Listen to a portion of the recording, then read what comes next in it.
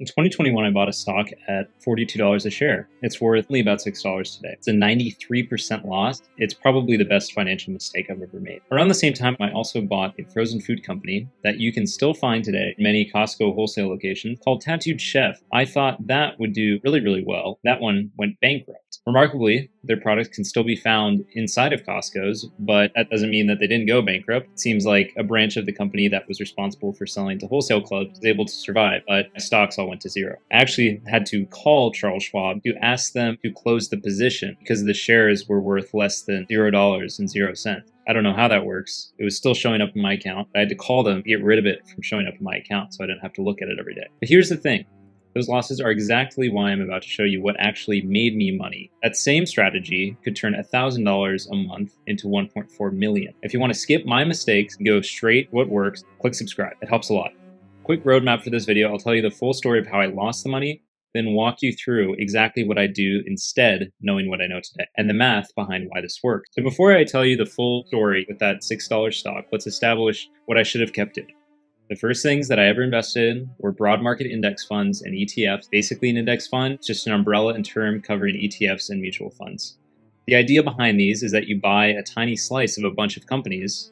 In the case of the S&P 500, this is the top 500 companies in the United States. And then each of those slices are weighted by what each company is worth. To use an analogy, the fund automatically blends into the benchmark. So if you were to have a benchmark like the NASDAQ, which benchmarks tech stocks, an index fund would just track that benchmark. So there's no human deciding on anything. It's just tracking that basket of stocks over time. Active funds are a little bit different. And oftentimes it can be hard to tell exactly what is active and what is not. One of the best things to look at is that active funds charge higher fees because they have to pay humans to manage those funds. Fewer than 2% of professional managers tend to beat indexes over a span of about 30 years. And look, if professional with research teams and Bloomberg terminals that cost $30,000 a year can't beat the index, what made me think that I could? I felt like I was the next Warren Buffett, maybe, but basically that's not the case. I have a couple failures to prove. So remember that $42 stock I mentioned? Here's the full story. In 2020, I opened my first Roth IRA and I started maxing it out just with super boring Vanguard index funds. VOO, VTI, and then one that wasn't Vanguard, QQQ. So VOO basically just tracks the S&P 500 index, and whatever happens to those top 500 companies in the US is whatever that fund does in terms of value. VTI is a little different. VTI tries to track all of US equities, so the entire United States stock market. And QQQ is extremely concentrated in technology stock. After about 8 months, indexing felt boring. I thought, surely I could pick a stock better than just this basket of stocks, this index that just goes up and down over time. Now, I'm down 92 to 93% from where I bought in at $42 a share. Right now, today, Lucid is only sitting at about $6.45 a share. It gets worse. Around the same time, I also bought a Chinese electric car company called NIO and Tattooed Chef, which was a vegan food company that was making frozen meals and frozen foods. You can still find it today at Costco. It's a great veggie brand. It tastes really good, but that branch of the company seems to be the only thing that survived bankruptcy. They filed Chapter 11 bankruptcy in 2023, and that position is now worth $0. Around the same time, I also decided to buy Boeing, which has been a little choppy, but overall it's been okay. It's performed pretty decently. I think it's up around 20%-ish. And Apple has been genuinely good. Here's the math that felt like it got punched to me. If that money had just stayed in index funds, if I hadn't invested in all these stupid individual stocks, I would be at least $20,000 richer today. So that mistake cost me almost the price of a Honda Civic. The silver lining here is that I'm glad that I learned this relatively young, instead of when I was 45 and I had a lot of real money behind these choices and a lot of time to compound these choices. So here's what I actually buy now.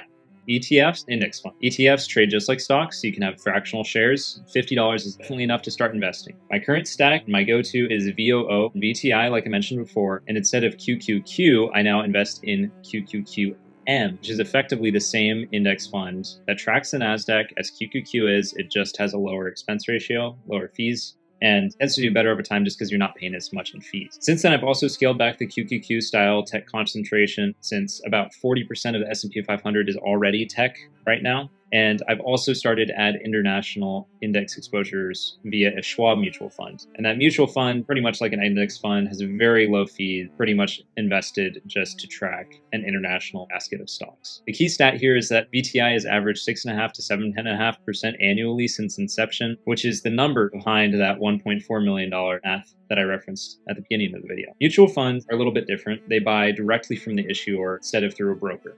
So usually you pay $1,000 to $3,000 minimum. Admiral shares are a little bit different. You can commit more upfront and you pay less in fees. VFIAX is the Admiral version of VOO. You can downgrade Admiral to standard, but not the reverse without having to re-hit that minimum for whatever the Admiral fund requires that you invest initially. So here's that math on how that $1.4 million by retirement happened. So I'm just going to show you, I'm going to pull up a calculator right now, and we're going to go to calculator.net's investment calculator. So to start, let's have $30,000 invested to start. We're going to invest an additional $1,000 a month, a 7% return, and we're going to look at a time horizon of 30 years. Now you can see when we get to the end of that 30 years, we have about $1.4 million. Pretty stark considering how much we started with and how much we invest over the course of that 30 years. This is the version of investing that actually works over time. Not thinking that you can invest in Lucid or a Neo. You might think it would be the next Tesla 2021, and it turns out to mostly just go down. We're also going to take a look here at scale down options for lower contributions. So even at just $300 a month, you still end up with quite a bit in retirement. With $500, even more. But you can see that this doesn't scale linearly. This is kind of the hard thing to grasp about investing is the more that you invest now grows exponentially. So you'll have even more in retirement. Just to recap this video, cheap automatic investing beats expensive and active investing. Almost nobody can beat the market. Professionals can't beat the market. Very rare that they do. I can't beat the market. I'm definitely not the next Warren Buffett. So just start simple, stay diversified, and don't touch it. One good action step that you can take this week is you could open a brokerage or a Roth IRA or a traditional IRA based on how much you make. I'm going to throw up a chart on the screen right now, and it's the incomes that you would need to contribute into a Roth IRA and the incomes you would need to contribute into an IRA. If you're in between this range, you can contribute some to Roth, but you have to contribute the rest to traditional. Going back to the beginning of the video, please learn from my $20,000 mistake so you don't have to make your own $20,000 mistake. I'll see you in the next video.